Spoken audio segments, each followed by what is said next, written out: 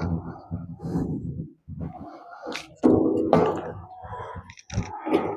بالله من الشيطان الرجيم بسم الله الرحمن الرحيم الحمد لله رب العالمين والصلاة والسلام على سيدنا وحبيبنا وأسوتنا وخير الخلق الله نبينا محمد وعلى آله وصحبه أجمعين رب اشرح لي صدري ويسر لي أمري واحلل عقدة من لساني يفقه قولي رب يسر ولا تعسر رب تمم بالخير فلندريمي تكون الله تكريوسит مشيروسит مشيبرسит صلاتت سلامت ja dërgojmë Muhammed Mustafa alayhi salatu wassalam mbi familjen e tij, mbi shokët e tij dhe mbi gjithë ata të cilët e ndjekin rrugën e tij deri në ditën e gjykimit.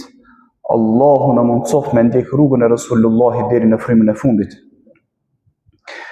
Vëllezër të dashur besimtar, musliman të sinqert, besimtar fisnik, në këtë ditë të bekuar të ditës së Xuma, ditën në të cilën Allahu Azza wa Jall e veçoi këtë ditë prej gjitha ditëve, ditën në të cilën Allahu Azza wa Jall mburret me robërit e tij para me laqeve të tij, ditën në të cilën njeriu, muslimani, besimtari përgjigjet thirrjes së Allahut kur muezini thirr, ditën në të cilën muslimani i sakrifikon të gjitha ato gjëra që i posedon vetëm e vetëm për t'ju përgjigj thirrjes së Allahut Azza wa Jall duke thënë lebejk Allah, t'u përgjigj o Zot në këtë thirrje.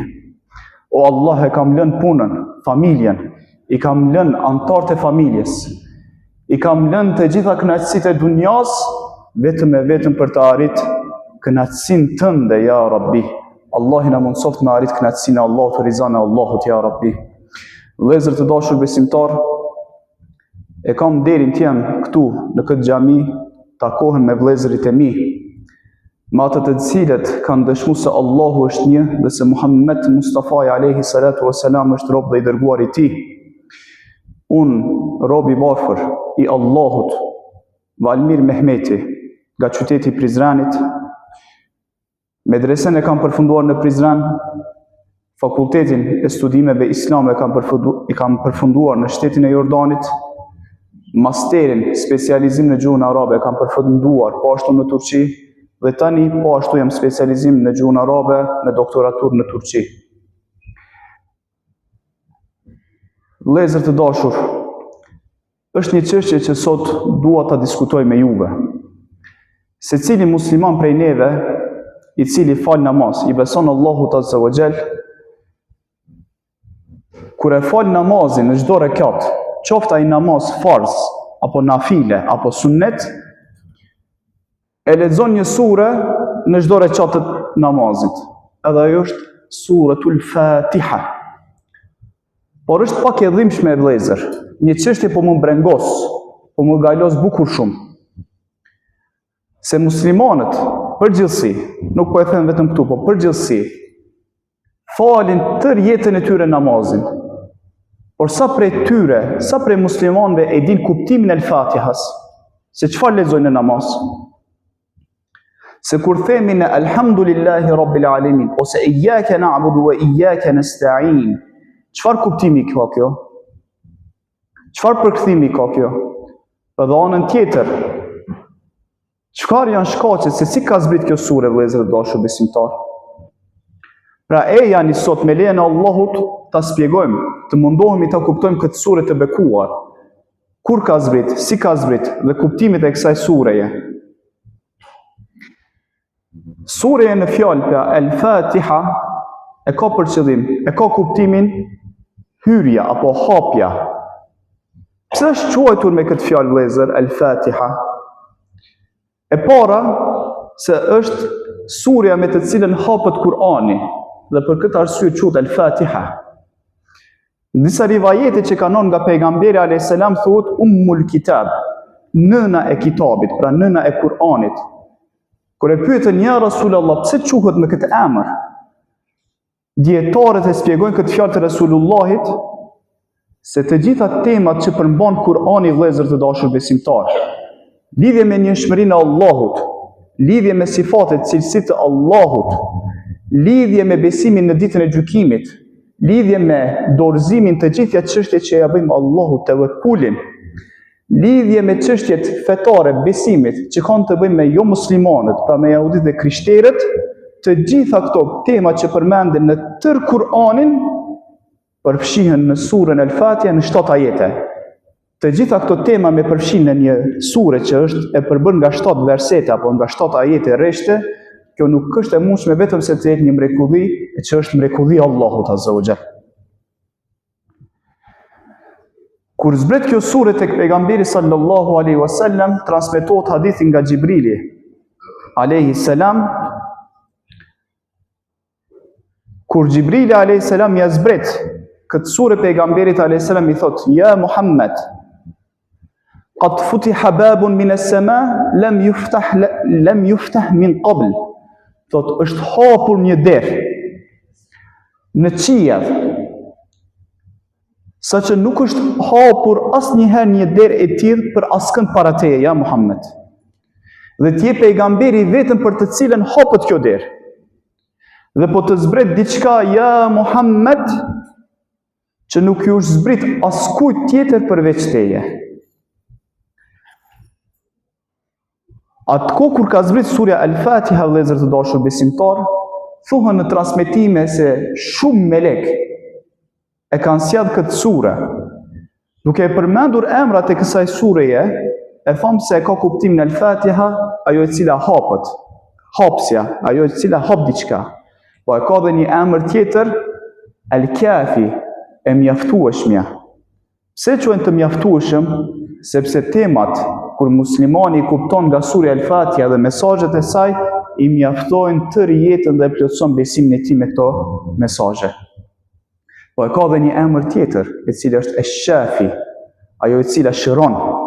Saqë dihet në sunetin e pejgamberit sallallahu alaihi wasallam, ata të cilët kanë pasur probleme, për të cilët janë ankuar, kur kanë kërkuar shërim nga pejgamberi sallallahu alaihi wasallam, pejgamberi Allahut i ka porosit me lexu surën Al-Fatiha. Edhe për këtë arsye është quajtur surja e cila shëron. Fillon me Bismillahirrahmanirrahim. Për këtë fjalë, vëllezër të dashur besimtar, në emër të Allahut, Bismillah, Ar-Rahman, Ar-Rahim, mëshiruesi, mëshirbërësi. Thot pejgamberi a.s. puna e cila fillon pa bismillah, pa përmendjen e Allahut, fa huwa al-abtar. Çka është kjo abtar? E kemi përmendur edhe në surën Inna Atayna. Fjalën abtar e ka për qëllim puna e cila fillon pa përmend emri Allahut, është farsosur, nuk ka vazhdim, nuk ka me pas bereqet, nuk ka me pas fundin e asaj.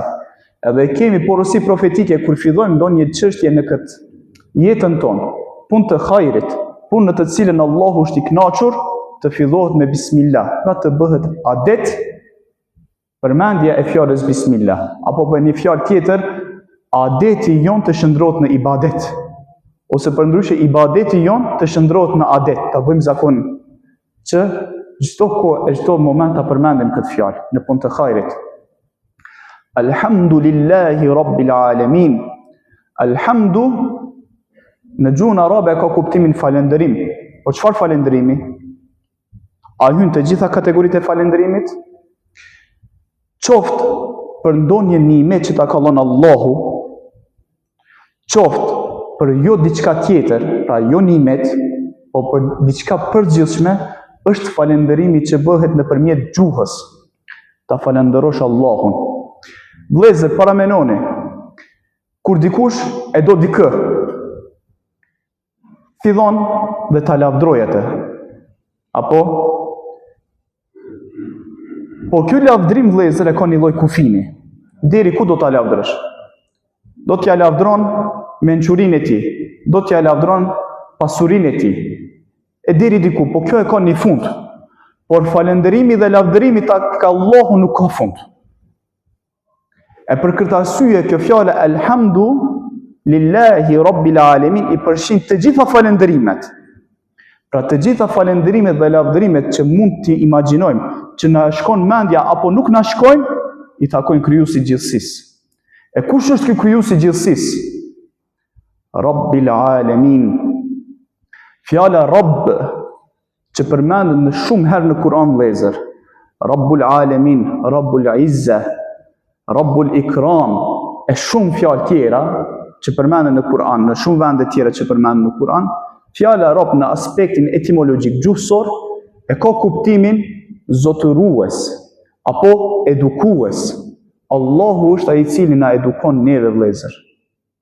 Allahu është ai i cili nëpërmjet mesazheve kuranore na bën që imani, veprat tona, kultura jon, edukata jon, karakteri ynë të shndrohet në atë që Allahu e don, të bëhemi Kurani i gjallë në të cilën ecim.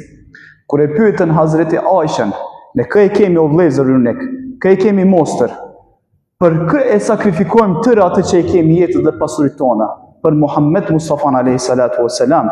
E kur e pyetën Hazreti Aishën, nënën tonë, nënën e besimtarve, çfarë ka qenë ahlaku i pejgamberit sallallahu alaihi wasallam, i thonë ai ka qenë Kurani i cili ka ecë mbi tokë.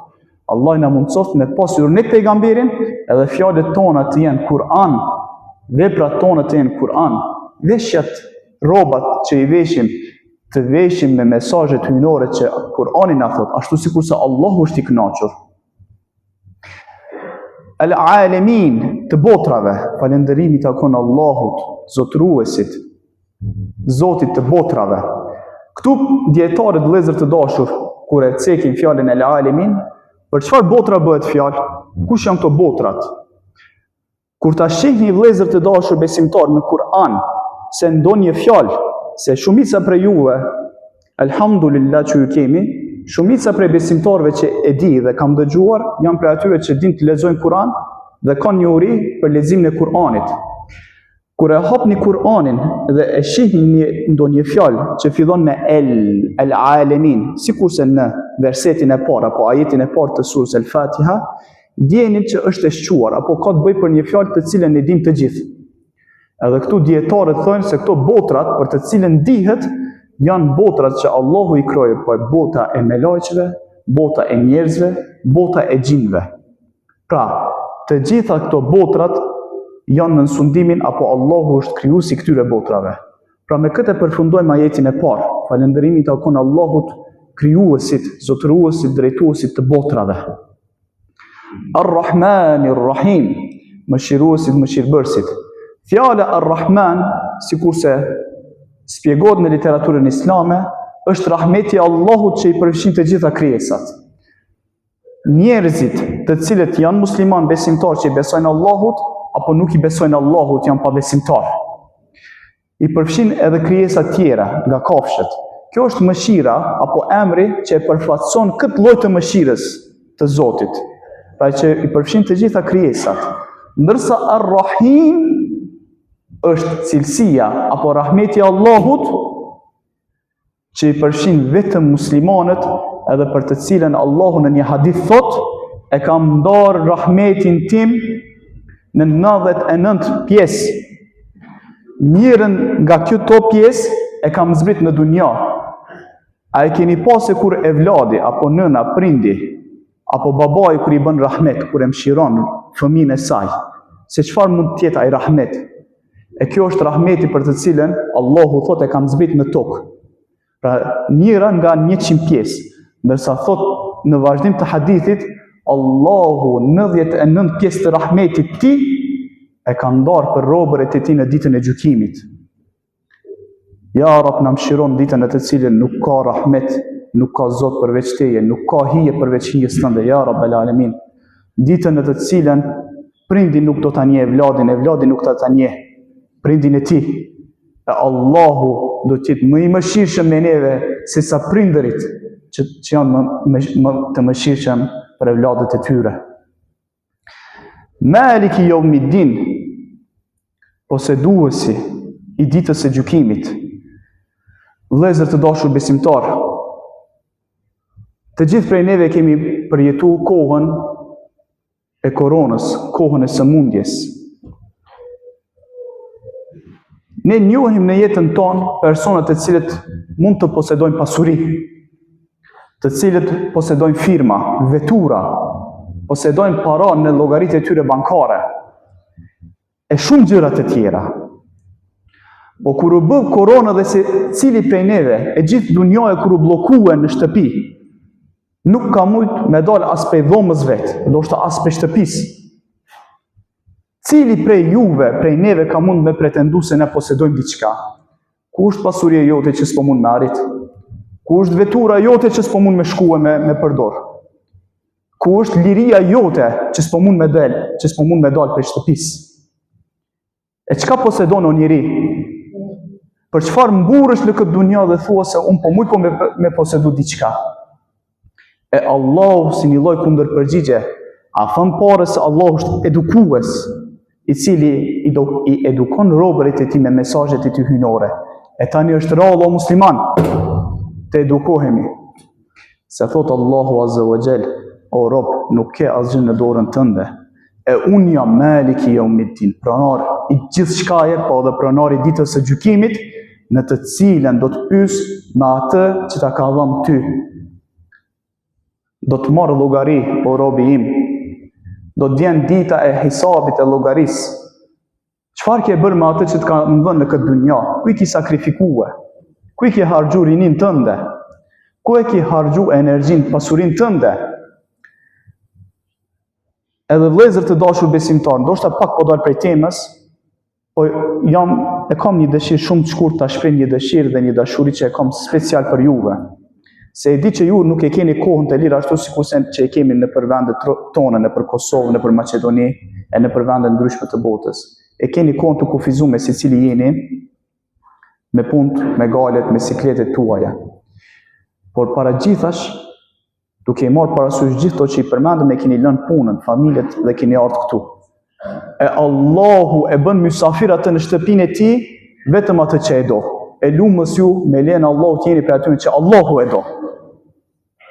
Se jo çdo kush e ka nderin këtu më ardh, e kanë fjalën për xhami.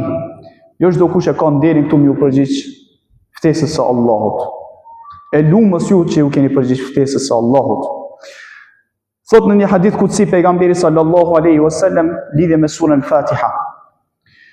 Allahu Azza wa Jall thot, e kam ndarë Fatihan dhe në këtë hadith Al-Fatiha quhet al-ibada. Pse quhet ibadet? Se vetë këndimi i Fatihës është adhurim dhe kalon në vend të duas. Nëse nuk ndodh, nuk din ndonjë dua hiç në jetën tënde, o vllau jam i dashur, këndoje surën Al-Fatiha. Edhe fjala al-ibada, ibadet në që e përdorim edhe gjuhën tonë shqipe, në gjuhën arabe, në pjesën etimologjike, i thënë robës, teshës, e cila është kepur shumë fort, pra nuk din më shkyje. Pra me një mënyrë vëllezër të dashur besimtar, edhe muslimani duhet të jetë me ibadetin aq fort, sa mos ta ndajnë nga ibadeti asgjë atë. E kuptum? Dhe thot në këtë hadith kutsi, e kam ndarë Fatihën në dy pjesë. Pjesa e parë thot Allahu Azza wa Jall është deri te pjesa iyyake na'budu wa iyyake nasta'in. Pra alhamdulillahi rabbil alamin, arrahmanir rahim, maliki yawmiddin.